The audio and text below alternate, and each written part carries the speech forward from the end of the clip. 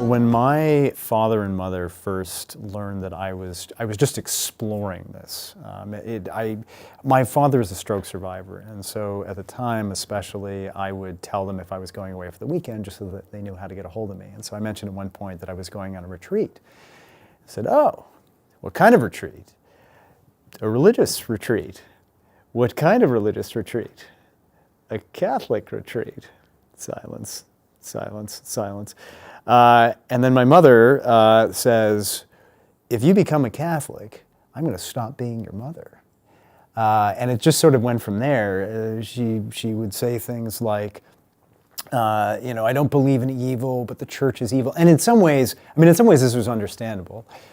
My mother comes from a Jewish family, and the church at times, certainly not in her sort of formal dogmatic teachings, but at the individual level, individuals in the church participated in the persecution of Jews. So there's a long and deep and painful history there. My mother also had grown up Jewish in Omaha, Nebraska in the 40s and 50s when anti-Semitism was rife.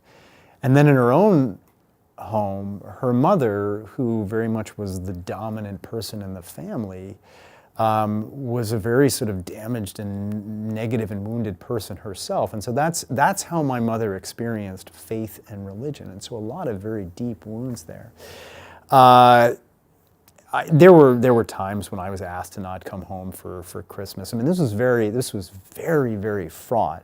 It was also an important lesson in communication as well. I thought, okay, there were these things that she and my dad think about the church. If I just sort of explain and explain and explain. Well, of course, this drove them crazy because the last thing they wanted was to hear more about this.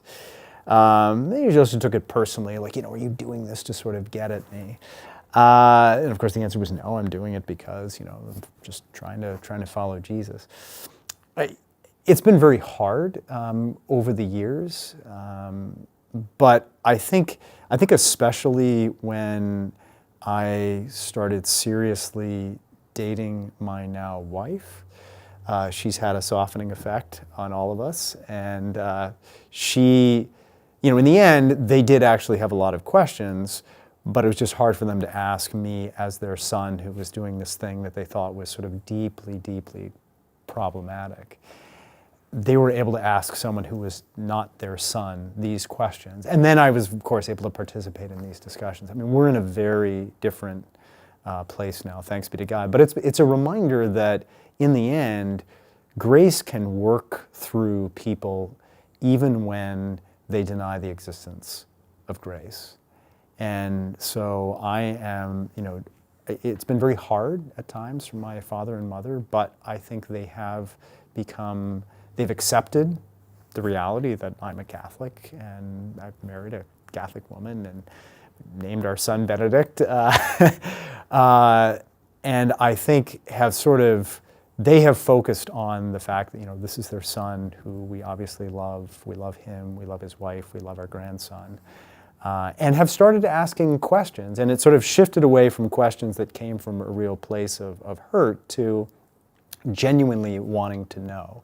So on the long list of miracles of how I became a Catholic and why I became a Catholic and what that has meant in a lived sense, I would say near the top of the list has been the real transformation of my relationship with my father and mother in the context of me being a Catholic.